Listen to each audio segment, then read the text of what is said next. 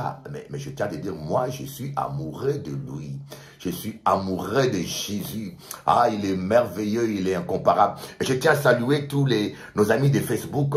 On a beaucoup de gens de Facebook quand même qui commencent à nous suivre aussi. Vous voyez, à peu près déjà 10 personnes sur Facebook qui nous suivent. Et Jésus est vivant. Alors, j'aimerais vous dire quelque chose. Soyez à l'aise. Vous êtes trop stressé. Vous êtes trop stressé. Détendez-vous.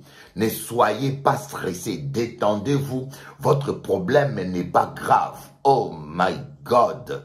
Oh my God. Aujourd'hui, je ne sais pas si je vais prêcher, mais je suis joyeux. Écoutez-moi bien. Quand vous me voyez joyeux comme ça, je sais que j'ai un sérieux problème.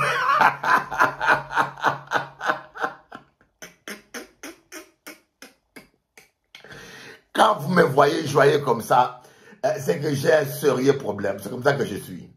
Quand vous me voyez très joyeux, en train de rire, de louer, c'est que là, j'ai vraiment un sérieux problème. Voilà pourquoi des fois, vous avez l'impression de dire, mais monsieur n'a pas, le Bishop il est bien, il n'a pas de problème. Peut-être que j'ai des problèmes plus que vous. Peut-être que vous ne savez pas des fois, je ne sais pas. Mais peut-être que j'ai des problèmes plus que vous. Ce n'est pas des problèmes qui manquent. Mais j'ai appris à rigoler en pleine tempête. J'ai appris à dormir avec Jésus en pleine tempête. J'ai appris, en un mot, j'ai appris à faire confiance à Dieu. Même quand la tempête souffle, je fais confiance à Dieu. Vous voyez, les tempêtes vont toujours souffler. Mais est-ce que vous vous rendez compte? Le diable n'a même pas respecté Jésus, le Fils de Dieu. Le diable a tout fait. Il a tenté, il a proposé de changer le pain le pierre en pain. Il a essayé de lui dire de plonger du haut de la montagne. Il a même demandé à Jésus de l'adorer.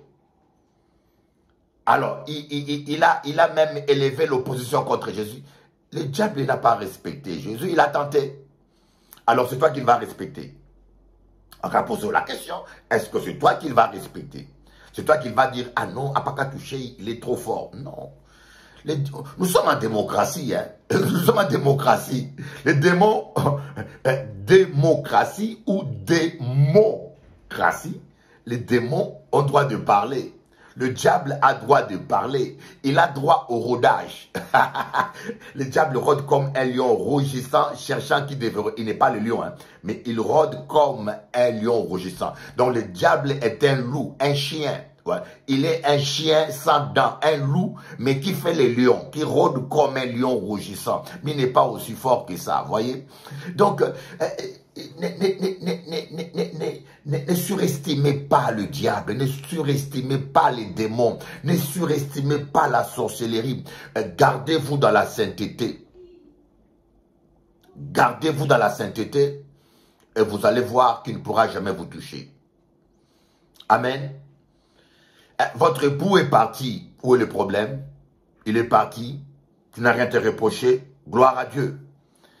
Quelqu'un m'avait dit, ah, Bishop Eli, fais attention parce que cette fois-ci, si tu divorces, tu seras mal vu. D'abord, moi, je n'ai jamais divorcé.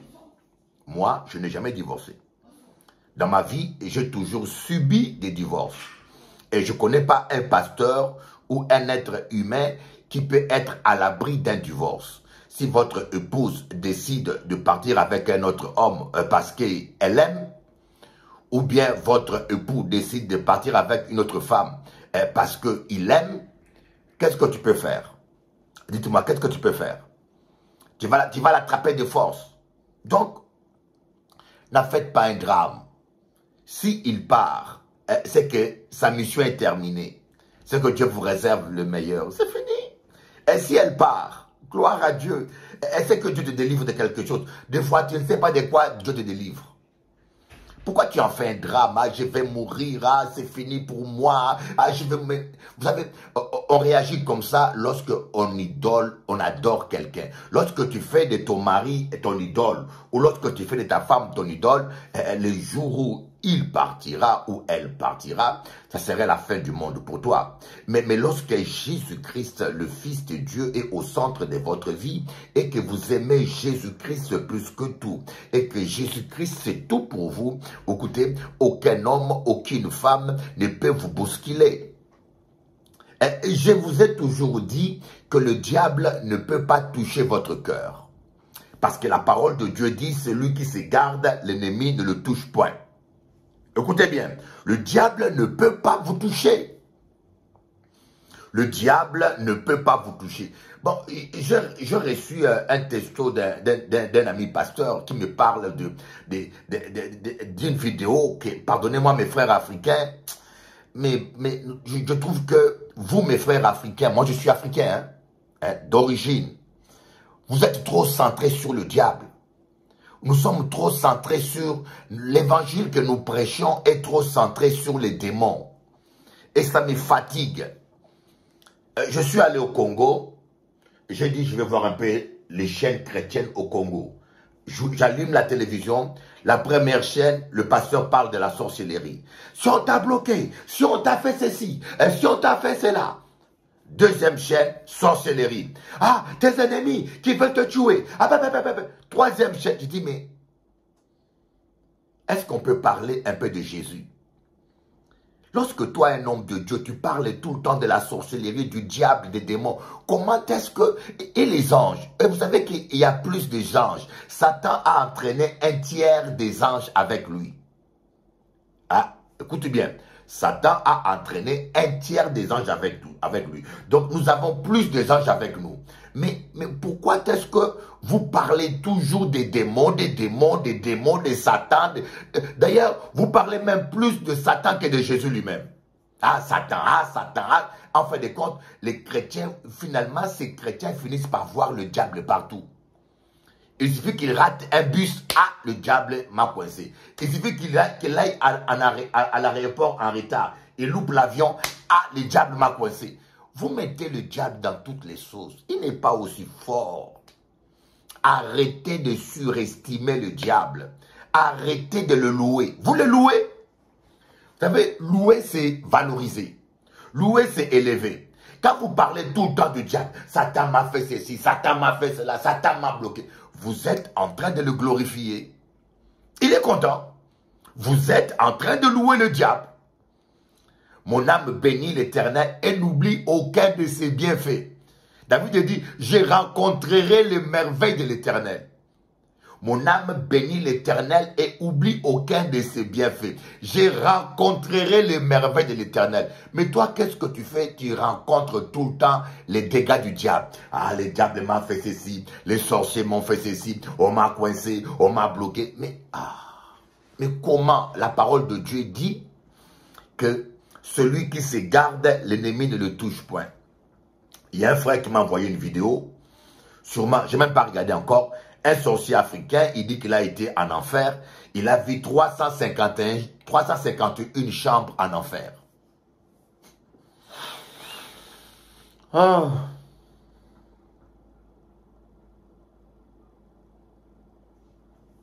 Un soi-disant, je ne sais pas c'est qui, hein, pardonnez-moi, je n'ai pas encore regardé la vidéo. J'ai vu seulement le titre. La personne dit qu'il a été en enfer.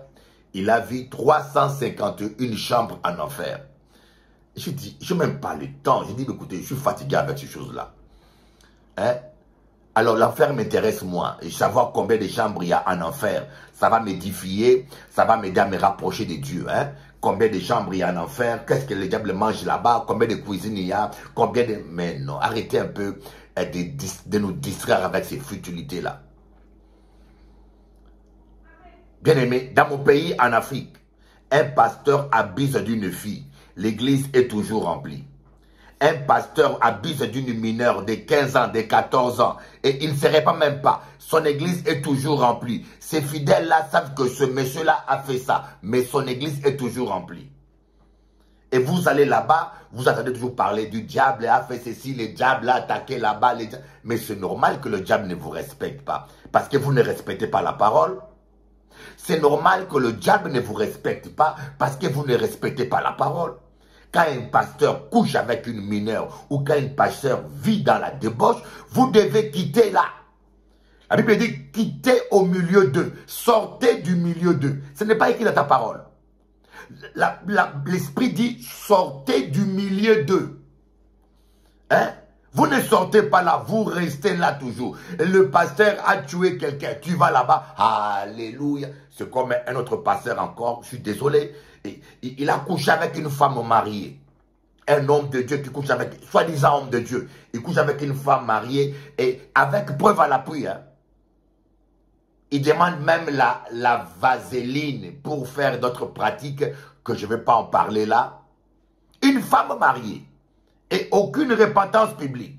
Il ne s'excuse pas publiquement parce que c'est un homme médiatique. Mais son église est toujours remplie. Et quand vous allez là-bas, vous parlez du diable midi à 14 h. Mais le pasteur lui-même est le diable en personne. Hein? Le pasteur lui-même, c'est le fils du diable. Il pratique les œuvres de son père. Je n'ai pas dit qu'un homme de Dieu ne peut pas tomber. Je n'ai pas dit qu'un homme de Dieu ne peut pas pécher. Mais quand un homme de Dieu pêche, il se répand.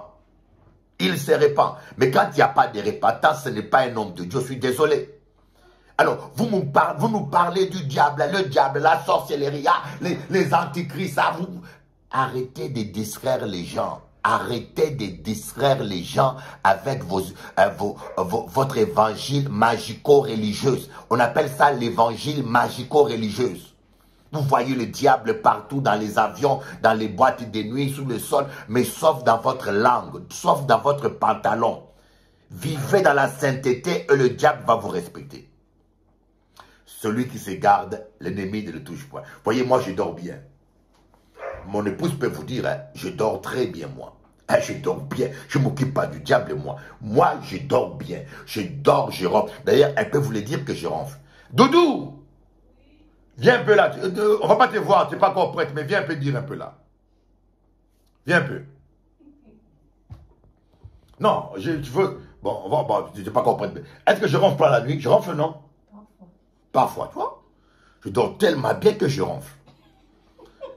Attendez avec moi là. Elle ne vous dira pas que je me suis réveillé un matin. Ah, j'ai vu le diable, on a fait m'étrangler. Et vous dit, ça fait 1 an qu'elle dort avec moi et jamais elle m'a vu sauter. J'ai vu le diable, on est venu en paniquant.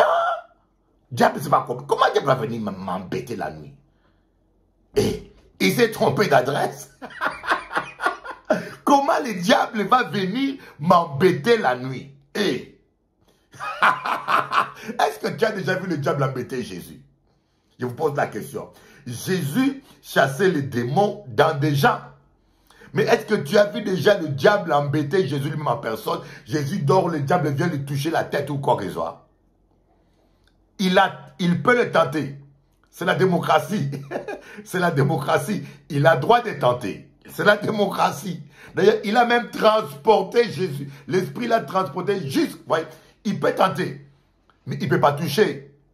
Celui qui se garde, l'ennemi ne le touche pas. Mais toi, il faut qu'on te touche tout le temps, partout. Dans la tête, dans le nez, dans les cheveux. Pose-toi la question, ça ne va pas. Ça ne va pas. Et on donne trop de l'évangile à l'africaine. Pardonnez-moi mes frères africains, je vous aime. Ma maman est africaine, mon papa il est africain aussi. Vous voyez, maman est Moulouba, mon papa est Mumbala. Donc je suis africain, je suis français et d'origine africaine. Je suis fier d'être africain, donc je ne dénigre pas l'Afrique. Et je suis fier d'être noir. Mais je dis, nous les Afro, nous mélangeons trop nos traditions, nos croyances avec l'évangile. Ce n'est pas l'évangile pur ça. L'évangile afro, l'évangile à l'africaine, machico-religieuse. Ah, les diables, la sirène des eaux, la sirène des montagnes, la sirène des arbres, la sirène de ceci, l'esprit des crocodiles, l'esprit... Oh! Oh! Des démons partout. Vous ne voyez jamais des anges. Vous ne voyez jamais des anges. La Bible dit l'ange de l'Éternel campe autour de ceux qui craignent Dieu. Voyez, celui qui se garde, l'ennemi ne le touche point. Jésus a dit, l'ennemi vient, mais il n'a rien à moi. L'ennemi vient, mais il n'a rien à moi. Alors, cela rejoint notre enseignement sur le processus de la multiplication. Notre enseignement sur le processus de la multiplication. Pourquoi ce processus? Parce que... Attendez.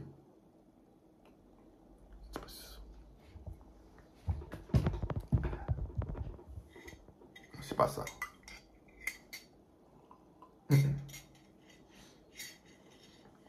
Le processus de la multiplication. Pourquoi le processus de la multiplication? Parce que le Seigneur veut multiplier tout ce qui est en vous. Le Seigneur veut multiplier ta beauté, ta grâce, ta joie, ta paix, ton abondance, ton argent. Le Seigneur est un Dieu de la multiplication. Dieu veut multiplier. J'aimerais que vous compreniez ça. Dieu veut multiplier tout en vous. Il est celui qui multiplie. Oh, j'aime.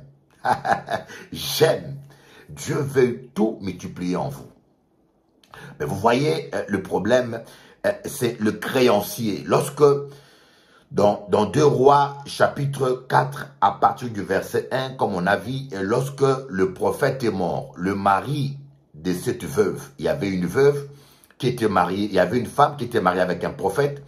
Le prophète est mort, la femme est restée veuve avec ses 2 enfants et le prophète a laissé une dette à la femme. Vous voyez quelque chose, quand vous êtes marié avec une personne, vous êtes marié avec le régime de biens communs, les dettes de ton mari sont tes dettes.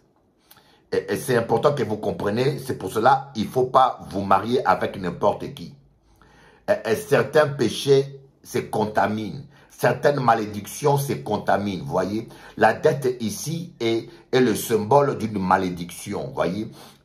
Une malédiction parce que sûrement son mari, le prophète, avait commis quelques fautes ou avait mal géré son argent, mais à sa mort, le créancier qui est l'image de Satan est venu réclamer les enfants. Voyez. Jésus a dit à Pierre, Pierre, Satan te réclame pour te moudre, pour t'écraser. Oh my God. Come on, shit. Jésus dit à Pierre, Satan te réclame. Voyez, le créancier aussi est venu réclamer les 2 enfants de la veuve. Voyez, et quand vous êtes marié avec une personne qui n'est pas spirituelle, faites attention, la personne peut vous contaminer ses dettes. Il peut vous laisser avec ses dettes. Faites attention avec qui vous voulez vivre. Voyez, on ne vit pas avec une femme seulement parce qu'elle a de belles fesses ou un beau corps ou bien un gros sourire ou de gros seins comme on pense. Mais non, il faut faire un choix spirituel, un choix de Dieu. Voyez, parce que le mariage peut vous détruire comme le mariage peut vous construire. Le mariage peut ruiner votre ministère comme il peut élever votre ministère. Et cette veuve, le créancier est venu réclamer. Voyez. Donc, le créancier vient réclamer quand vous avez une dette. Satan vient vous toucher lorsque vous avez une dette. Satan a le droit de vous toucher. Hein. Vous pouvez gêner 40 jours. Vous pouvez gêner 100 jours. Vous pouvez être même un homme de prière. Hein. Prier comme jamais quelqu'un a pu prier. Voyez. Mais tant que vous avez une dette du diable, Satan a le droit de vous réclamer. Voyez. Satan a le droit de réclamer ce qui lui revient de droit. Voilà pourquoi j'ai toujours dit, faites attention. Faites attention dans tout ce que vous faites. Vivez dans la sainteté. Vivez dans la sainteté, dans la crainte de Dieu. Celui qui se garde, l'ennemi ne le touche pas. Ça veut dire que quand tu n'as pas de dette envers Satan, le créancier ne viendra pas réclamer tes enfants, ne viendra pas réclamer. Vous voyez, c'est le grand-père qui était endetté. Ici, c'est l'image de la malédiction ancestrale. C'est le grand-père qui était endetté, un prophète, il était endetté, il est mort. Et maintenant, on vient réclamer les petits-enfants.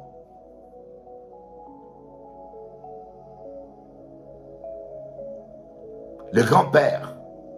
Nous avons des grands-pères qui ont fait des pactes avec le diable, n'est-ce pas? Dans nos familles afro, parfois, nous avons des grands-pères qui ont fait... Moi, j'ai rencontré une famille où le grand-père avait fait un pacte pour avoir beaucoup de femmes. Il charmait les femmes. Il charmait les femmes.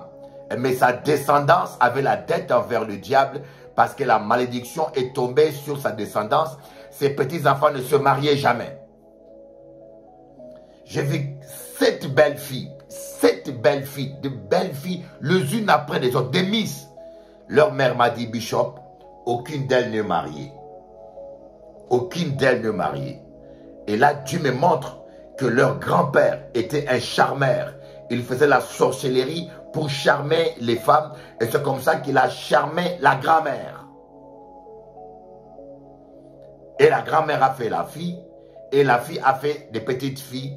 Et la malédiction du grand-père charmeur est tombée sur ces petites filles. Les créanciers, le diable réclament la descendance.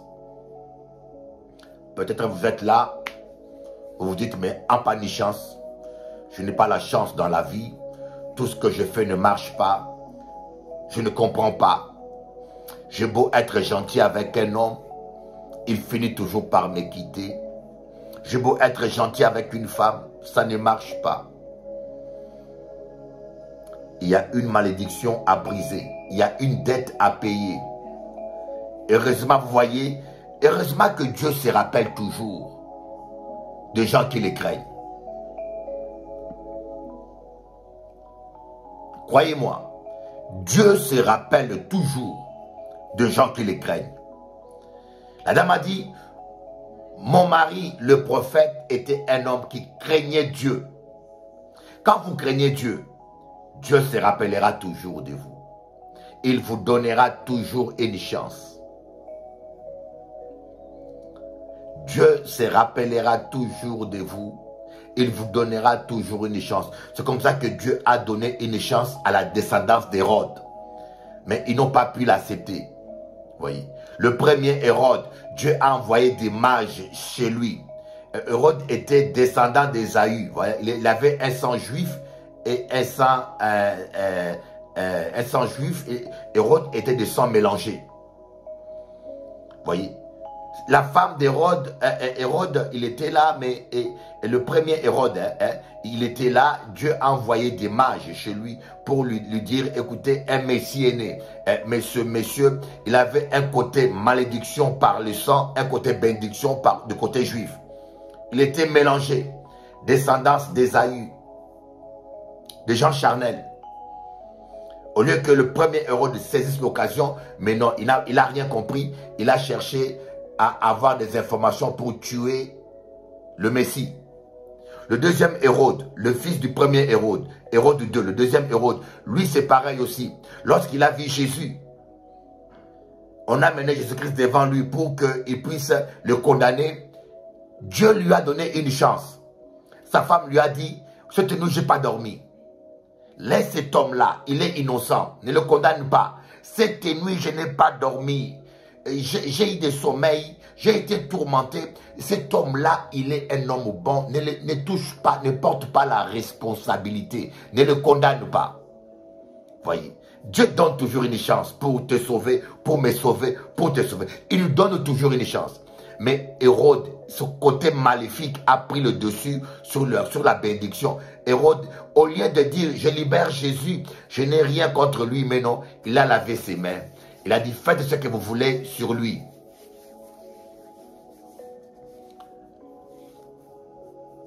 Il a lavé ses mains, il a dit, faites ce que vous voulez sur lui. Ah, Doudou, tu m'appelles? Ton téléphone sonne là, je suis en direct. Coucou. J'attends rien du tout. Ok. Vous voyez, il a lavé ses mains. Il a dit, je suis innocent. Mais ne pas innocent. Tu es l'autorité. Tu es l'autorité. Tu as le devoir de libérer un innocent et de condamner un coupable. Tu ne peux pas laisser qu'on tue un innocent et tu dis que tu n'es pour rien. Il a lavé ses mains et il n'a pas saisi la bénédiction.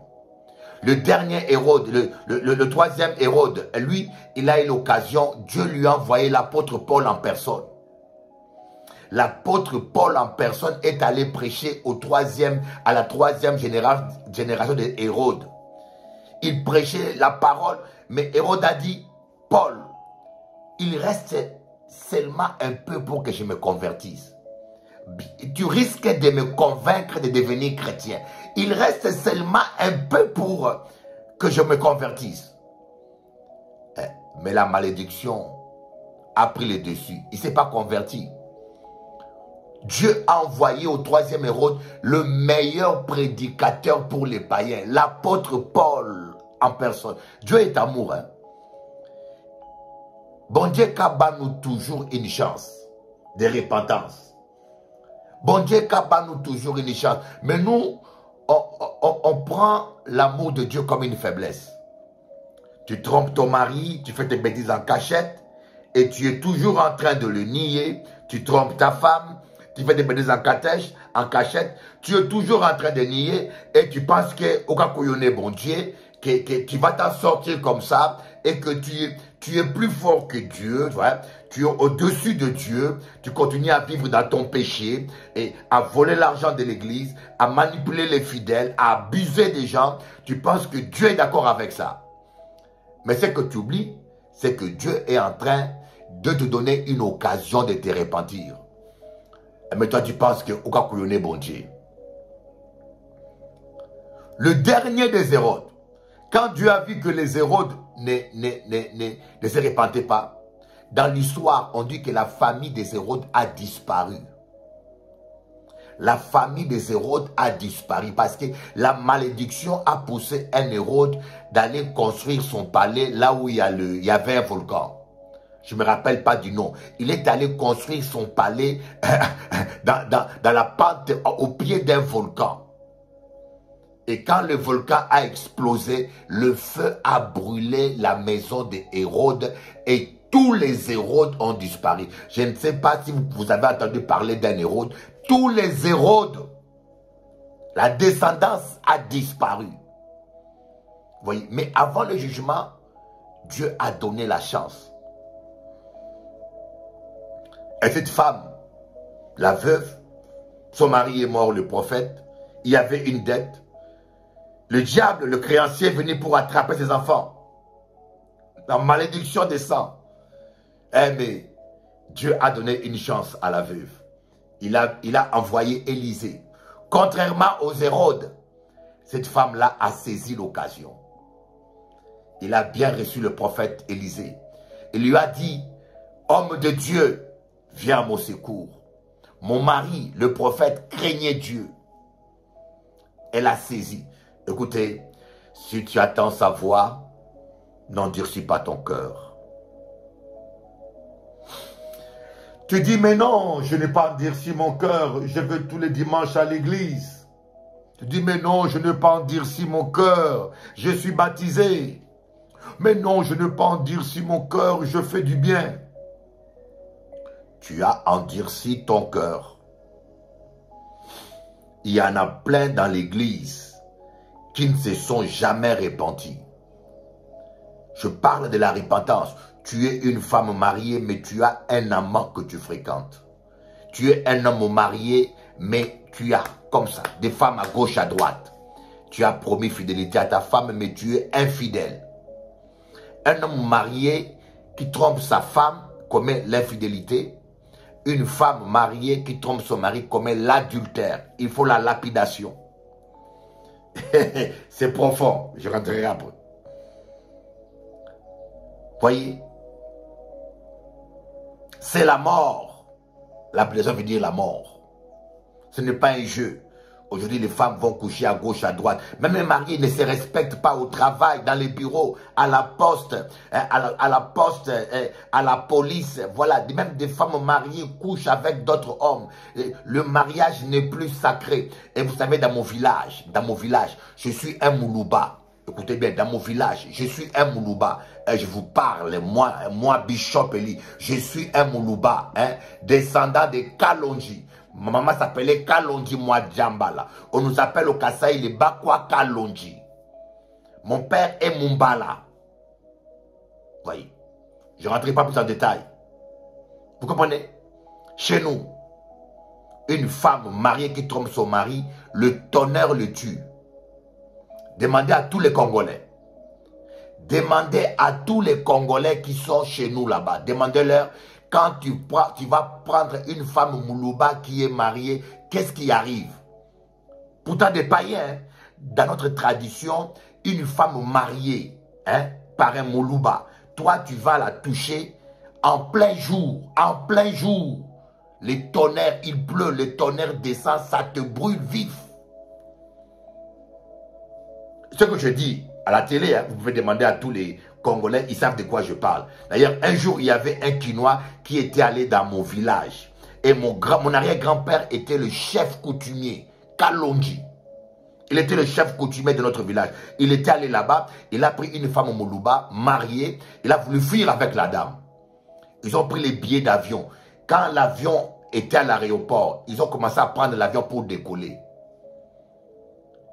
Il a commencé à pleuviner seulement. Les tonnerres est descendu. Ça a déchiré la piste de l'aéroport en deux. La femme et le monsieur étaient brûlés vifs. Pendant 3 mois ou 4 mois, l'aéroport n'était plus utilisable. Ce que je vous dis, les Congolais savent de quoi je parle. Je parle publiquement. Aujourd'hui, le mariage n'a plus de sens. Une femme mariée ne respecte plus son mariage. Tu vas au travail, tu manques que tu es au travail, alors que tu n'es pas au travail, tu as pris la journée et tu passes du temps avec ton amant à l'hôtel, tu dis que tu es au travail. Tu es au travail, tu n'es pas au travail, entre midi et 2, tu fais tes affaires. Et tu penses. Et puis, certains se disent même chrétiens, hommes chrétiens, hein, femmes chrétiennes. Je dis chrétien, et puis il y aura parlé de bon Dieu, ou dans la cochonnerie. Tu es dans la cochonnerie et tu dis, ah mais non, je suis chrétien. Ah mais non, je suis chrétien. Ou ce que je prêche ne va pas faire plaisir aux gens. Je sais ça. Je prêche la vérité et je ne vais pas plaire à beaucoup de gens. J'en suis conscient. Mais pardonnez-moi les mots, mais je m'en fous quoi. Vous ne m'aimez pas, ça me fait ni chaud ni froid. Je suis là pour prêcher la vérité. Que cela, ça vous plaise ou pas, je sais que ça plaît à Dieu. Si je prêche la vérité, mon Dieu est content de moi. Il m'aime pour ça. Il me dit, mon enfant, continue à prêcher la vérité. Noé prêchait la vérité, on se moquait de lui. Mais Noé prêchait la vérité. Dieu te donne une chance. Cette femme, quand il a vu le prophète Élie, il a saisi sa chance. Élisée plutôt. Et toi, tu es devant la télévision. Ce n'est pas par hasard que tu suis cette émission. Ce n'est pas par hasard que tu es devant la télévision et tu suis cette émission. Dieu est en train de te tendre la main. Saisis la main de Dieu et vis. Mon ami, saisis la main de Dieu et vis. Répands-toi. La vraie repentance, ce n'est pas aller dans une église. La vraie repentance, ce n'est pas de prier. La vraie repentance, ce n'est pas de parler en langue. Tout ça, ça peut être du cinéma. La vraie repentance, c'est d'entrer dans la parole de Dieu, de vivre la parole de Dieu, d'être honnête. Voyez, confessez vos péchés, arrêtez de cacher vos péchés. Confessez vos péchés. Je connais une femme qui est sortie avec un sataniste. Une histoire vraie. Hein? Une femme mariée qui est sortie avec un sataniste. Mais sauf que cette femme ne savait pas que c'était un sataniste. Alors quand tu couches avec un sataniste, tu prends ses dettes aussi. Oui, la dame était mariée avec un prophète, il a pris les dettes du prophète. Quand tu couches avec un homme, tu prends les dettes, la malédiction. Et un démon est rentré dans la femme. Un esprit de mort est rentré dans la femme. Une histoire vraie. Un esprit de mort est rentré dans la femme. La femme commençait à voir son ventre pourrir. Des choses bouger dans son ventre. Et son mari, il n'avoue rien à son mari. On prie pour la sœur. Le pasteur prie pour la sœur. Les démons ne bougent pas. Vous voyez, il y a certains péchés, il y a certaines dettes. Quand vous ne les payez pas, les créanciers ne vont pas vous lâcher. Les créanciers, Satan voulait la vie de cette femme. Elle ne voulait pas confesser parce qu'elle avait honte. Elle avait honte. Qu'est-ce que les gens vont dire? Qu'est-ce que les gens vont penser? Est-ce que mon mari va me pardonner ou pas? Mais entre-temps, le sataniste avait mis le mal dans la dame. La dame était en train de mourir. Elle était arrivée au stade final. Et lorsqu'elle a vu la mort, Elle a dit, je n'ai plus rien à perdre. De toute façon, que mon mari me pardonne ou pas, je vais mourir. Vaut mieux que j'aille au ciel. Que mon mari me pardonne ou pas, je vais mourir. Donc, la mort est là. Vaut mieux que j'aille au ciel. Il a dit, pasteur, je vais tout dire. C'est là qu'elle va dire, j'ai trompé mon mari avec un tel homme. Un politicien franc-maçon, un franc-maçon sataniste, cannibaliste, sacrifice humain. Donc le monsieur l'avait sacrifié. Le monsieur l'avait sacrifié dans le monde spirituel. Elle ne le savait pas. Pour elle, elle était en train de faire, comment on dit ça? Elle était en train de faire l'amour au lit. Alors qu'il couchait avec un monstre. Des fois, tu crois coucher avec un homme, mais tu couches avec un monstre. Et lorsqu'il a confessé, on a prié pour elle. Dès qu'on a prié pour elle, elle a senti une chaleur. La même prière qu'on faisait depuis des mois, ça ne marchait pas. En l'instant, la dame a été guérie. La dame a été guérie. À son grand étonnement, elle n'est pas morte. Elle est vivante. Son mari l'a pardonné. Et maintenant, ce couple sert Dieu. C'est un couple de serviteurs dont je tais les noms. Je tais les noms parce que c'est à eux-mêmes de témoigner. Mais maintenant, ils servent Dieu avec puissance. Ils sont en train d'humilier le diable. Quand vous ne payez pas votre dette, payer sa dette, c'est confesser. Celui qui confesse son péché obtient miséricorde. Celui qui confesse son péché obtient miséricorde. Mais il y en a qui ne veulent pas confesser. Ils ne veulent pas confesser parce que tu aimes trop ton image. Tu dis, mais qu'est-ce que les gens vont penser de moi? Qu'est-ce que les gens vont dire? Ah non. Ah continue. Continue dans ton schéma. Celui qui confesse. Il faut payer la dette. Il faut payer tes dettes spirituelles. Alléluia. Voilà un peu cette histoire que je voulais partager avec vous. Et nous sommes presque à la fin. Ça a pris beaucoup de temps. Voilà, cette femme a vu le prophète Élisée. Il a saisi l'occasion. Élisée lui a demandé, on a vu ça hier, que veux-tu que je fasse pour toi? La dame a dit, d'abord, que veux-tu que je fasse pour toi? Et deuxièmement, qu'as-tu chez toi? C'est des questions très importantes dans la vie. Après avoir accepté Jésus, après avoir accueilli Élisée chez toi, Dieu veut que tu répondes clairement à ces deux questions. C'est un remarque que je vous donne. Quand Jésus vient chez toi, parce qu'Élisée ici est un type de Christ. Élisée ici est une image de Christ. Lorsque cette dame a accepté Jésus, voyez, Jésus ne vient jamais en retard. Jésus vient toujours au bon moment.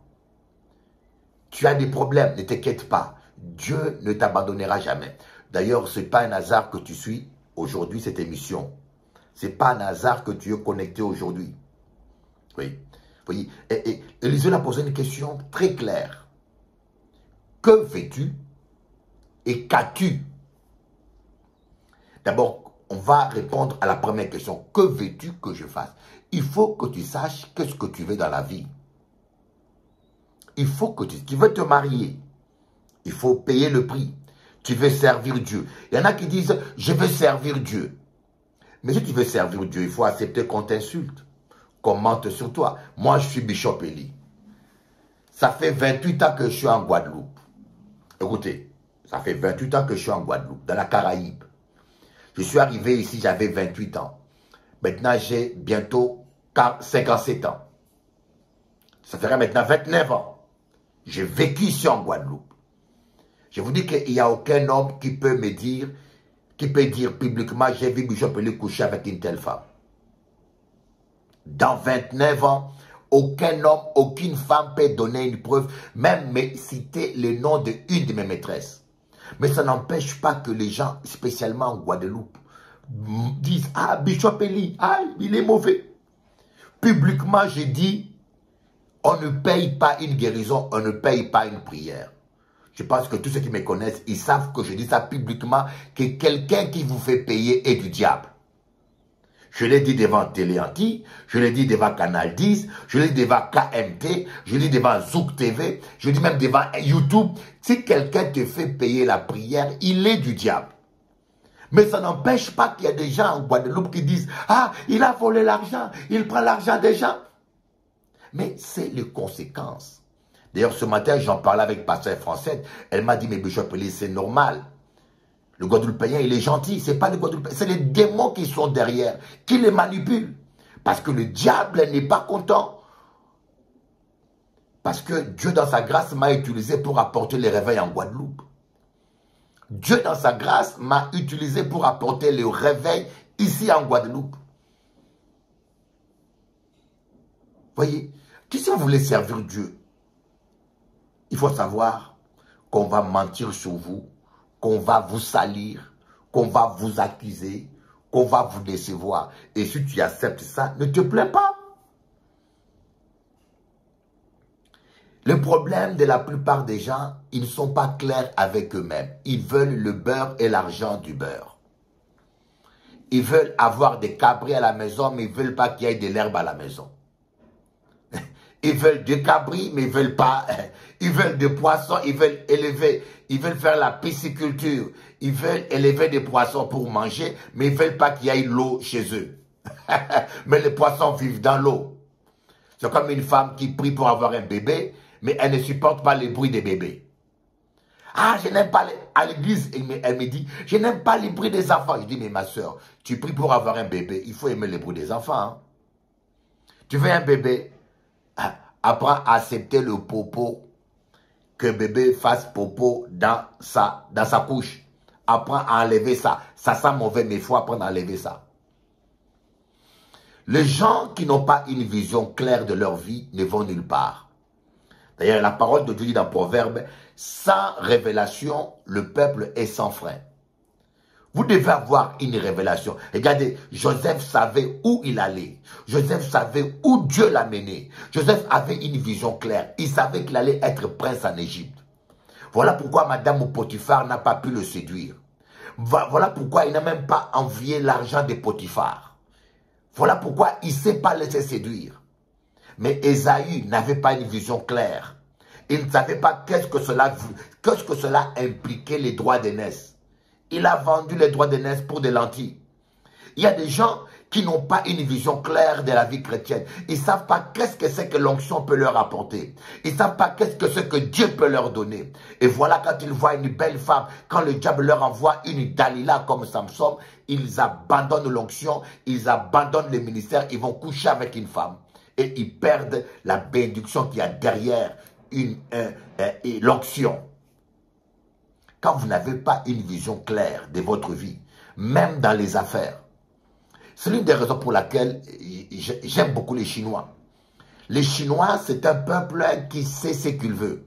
Pardonnez-moi, mes amis afro, nous en général les afros, je dis bien il y a toujours exception, mais on ne sait pas ce qu'on veut. On t'envoie à Paris pour étudier, tu es tout le temps en boîte de nuit. Tu veux devenir un homme d'affaires, mais tu es tout le temps un peu d'argent, c'est première femme, deuxième femme. Tu crois qu'en ayant 2 ou 3 maîtresses, tu pourras économiser vraiment dans ta vie. En ayant 2 ou 3 maîtresses. Je connais un homme d'affaires ici. Je ne donnerai pas son nom. Mais c'était l'un des nègres les plus riches. Son fils est toujours là. Sa femme vient de partir. C'était une diaconesse dans mon église. Un homme d'affaires guadeloupéen, un nègre, l'un des plus riches. Il recevait le premier ministre canadien chez lui, aux Abîmes. Je vous dis, il recevait le premier ministre canadien chez lui, dans sa maison aux Abîmes, en privé. Il y a des lotissements qui portent son nom. Il y a des lotissements à Bémao qui portent le nom du gars. Mais le gars, il est mort pauvre. Il est mort pauvre. Les maîtresses. Il a une femme, je lui donne une villa. Il a une maîtresse là-bas, en Kabao Villa. Jusqu'à ce qu'il est parti sans rien. Mais le Chinois a une vision claire. Quand il vient, il dit, je viens pour faire l'argent en Europe. Il vient créer un restaurant. Moi, j'ai observé les Chinois. Vous voyez là, d'abord, ils ne louent pas des maisons. Beaucoup de Chinois ne louent pas. Ils dorment dans leur magasin. Si vous ne le savez pas ça. Tu verras 5 Chinois, d'abord, ils travaillent entre eux. Entre eux, ils se sacrifient. Ils disent, écoutez, on est tous associés.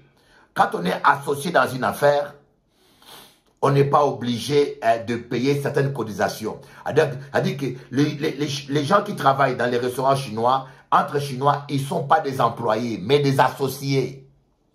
C'est une entreprise, c'est comme un patron. Ils sont tous associés. C'est-à-dire que devant la loi, et le patron n'est pas obligé de payer, comment on appelle ça, les charges sociales, les charges comme ça, les charges ici. Non, parce qu'ils sont associés.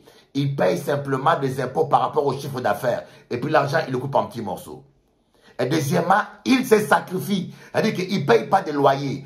Et tous dorment. Vous voyez les restaurants là.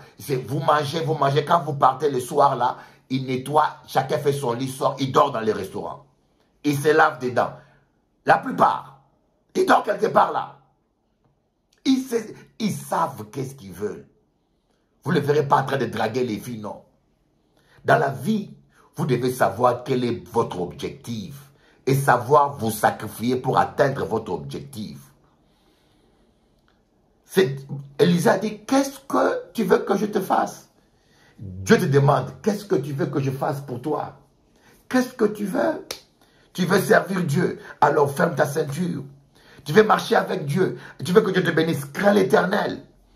Crains l'Éternel. Tu veux être pasteur en même temps, tu couches avec les femmes. Tu ne seras jamais un serviteur de Dieu. Tu veux être un homme d'affaires, tout le temps tu bois. Un peu de bénéfices, ou pas savent épargner.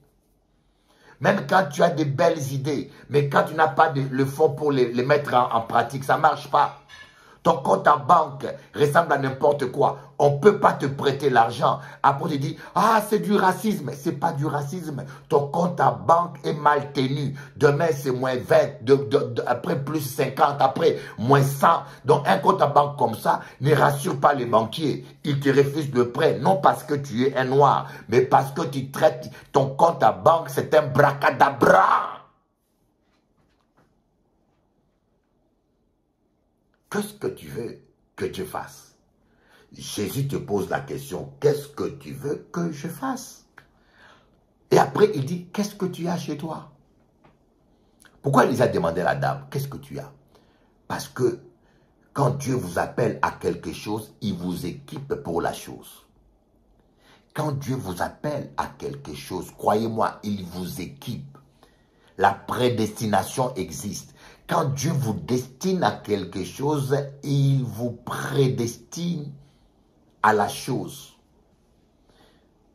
Il vous destine à une destination.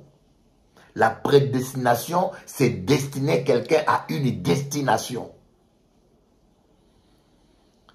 Et pour cela, le Seigneur te donne une voiture. La vie, c'est comme un voyage. Dieu te donne une voiture, il fait le plein d'essence, il connaît le nombre de kilomètres qu'il fait, qu'il vous faut faire, il met l'essence en conséquence, et puis il met la clim en conséquence. Quand tu es dans un pays froid, il dit, ah non, là il faut un chauffage dans sa voiture, il met le chauffage. Et quand tu es dans un pays chaud, il met la clim. Maintenant, si toi, Dieu t'appelle à travailler en Afrique, il t'a prédestiné une voiture avec la clim parce qu'il fait chaud en Afrique. Mais toi, tu dis non, je vais aller en Europe. Tu traverses la mer Méditerranée avec ta voiture. Tu vas arriver en voiture. Avec la même voiture, tu ne pourras pas rouler en Europe parce qu'il n'y a pas de chauffage. Tu n'es pas là où Dieu t'a prédestiné. Tu n'as pas été équipé pour ça.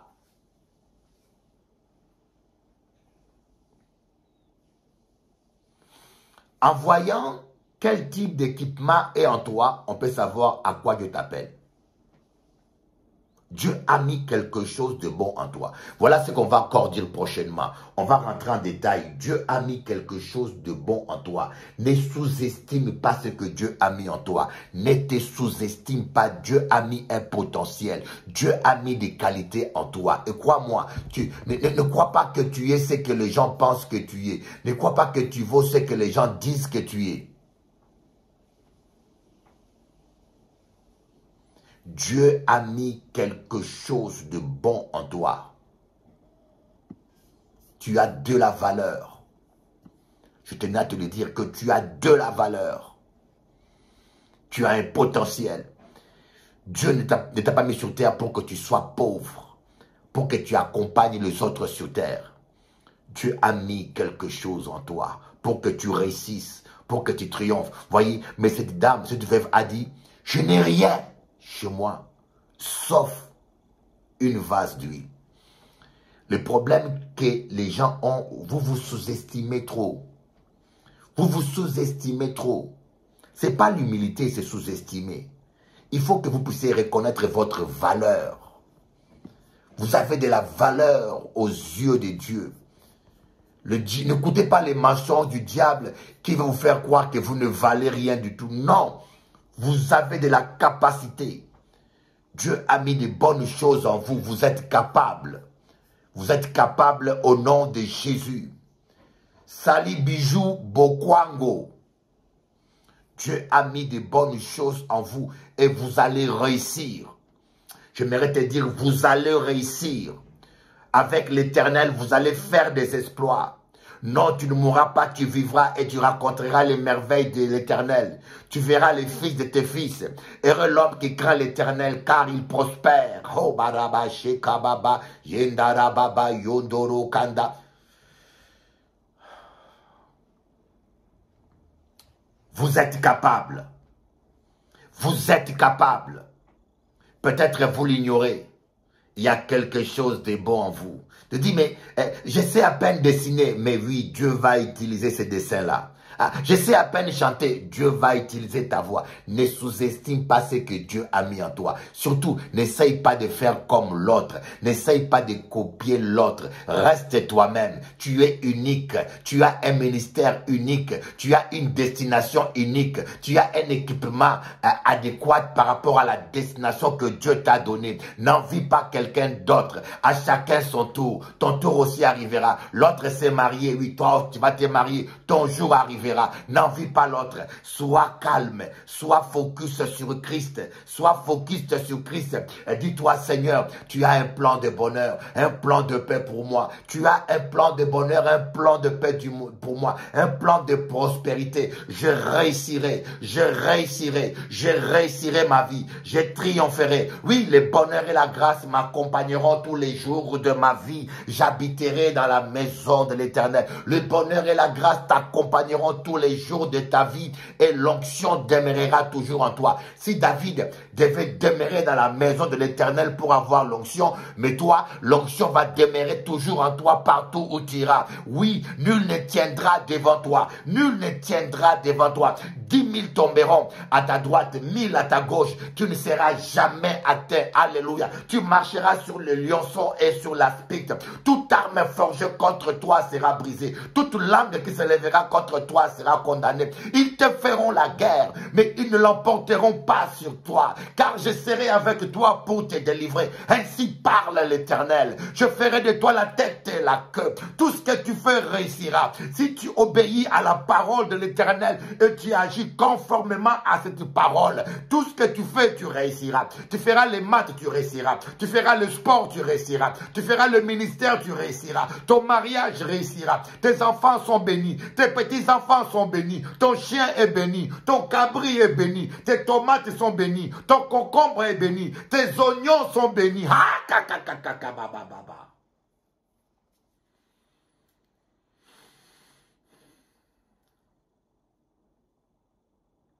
C'est possible.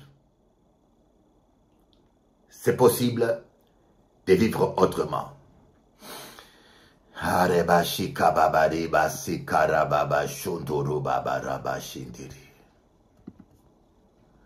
Voyez, quand vous me voyez joyeux comme ça, c'est que je suis vraiment attaqué. Je vous donne mon secret. Quand vous me voyez joyeux comme ça, c'est que le diable vraiment est déchaîné. Alors il me fait rire. Je ris comme Dieu. Riez. Quand il y a un problème sur rire, mettez-vous à rire. Ça décourage le diable. Et vous savez, comment je faisais la boxe? J'étais jeune.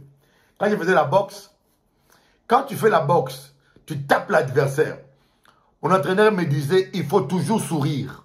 Quand tu reçois un bon coup là qui te fait mal, il faut sourire. Pour décourager psychologiquement l'autre. L'autre va se dire, mais malgré tout ce que je tape, il ne ressent rien. Ça les démoralise. Mais quand tu montres à l'autre que tu as mal, tu l'encourages à t'achever. Quand tu vois un boxeur sourire, c'est qu'il a mal. C'est un peu ça. Quand le diable vous attaque et qu'il vous fait mal, il faut sourire. Je ris comme l'Éternel. Tu décourages le sorcier. Tu décourages tes ennemis. Alléluia. Alléluia. Bon, avant de clôturer, je m'apprête à prendre l'avion. Je suis très heureux. Ma fille Donna, je vais t'appeler, on va prier. Hein? Ah, il y a Martine Donna, oui. Martine Donna, je vais t'appeler, on va prier. Un gros bisou à Marion. Marion, sois bénie, Marion, ma fille. Je prie pour toi. Je suis très heureux de te connaître. Et il me reste à connaître ton mari. Voilà, voilà. Gloire à Dieu. Voilà. Oh, on est nombreux. Aujourd'hui, je suis content parce que j'ai appris tout seul à diffuser dans plusieurs. Là, je diffuse sur Instagram. Bientôt, je vais diffuser sur Instagram à partir de mon ordinateur. Je diffuse sur comment on appelle ça? Sur tous les réseaux, toutes mes pages Facebook. Bientôt, ça passe là déjà. Et je diffuse sur YouTube en même temps aussi. Bientôt, je vais diffuser sur plus de 80 plateformes en même temps. C'est extraordinaire, hein? Plusieurs plateformes en même temps. Parce qu'il y en a tellement. Il y a Facebook, il y a TikTok, il y a Instagram, tout ça. Donc, c'est important. Mais avant de clôturer, en café zone, écoutez un petit beau chant. Hein? Le psaume 128. Le psaume 128. Il est très beau. Ne vous inquiétez pas, je chante comme un oiseau. L'évangile de Jean, chapitre 14, verset 23. Jésus lui répondit, si quelqu'un m'aime, il gardera ma parole, et mon Père l'aimera. Nous viendrons à lui, et nous ferons notre demeure chez lui. Psaume 128. Heureux tout homme qui craint l'Éternel. J'ai dit heureux tout homme qui marche dans ses voies. Yeah. J'ai dit heureux tout homme qui craint l'Éternel. Yeah. J'ai dit heureux tout homme qui marche dans ses voies. Tu jouis alors du travail de tes mains. Tu es heureux, tu prospères. Alléluia. Ta femme est comme une vigne féconde dans l'intérieur de ta maison. Tes fils sont comme des plants d'olivier autour de ta table. Heureux tout homme qui craint l'Éternel. Yeah. J'ai dit heureux tout homme qui marche dans ses voies. J'ai dit heureux tout homme qui craint l'Éternel. Yeah. J'ai dit heureux tout homme qui marche dans ses voies. C'est ainsi que bénit l'homme qui craint l'Éternel. L'Éternel te bénira des Sion. Et tu verras le bonheur de Jérusalem tous les jours de ta vie. Tu verras les fils de tes fils. Que la paix soit sur Israël. Le bonheur et la grâce m'accompagneront tous les jours de ma vie. Yeah, yeah, yeah. Heureux tout homme qui craint l'Éternel. Yeah. J'ai dit heureux tout homme qui marche dans ses voies. J'ai dit heureux tout homme qui craint l'Éternel. J'ai dit heureux tout homme qui marche dans ses voies. Yeah. C'est bien de prier, c'est bien d'adorer, mais c'est mieux d'obéir à l'Éternel. La crainte de l'Éternel est le commencement.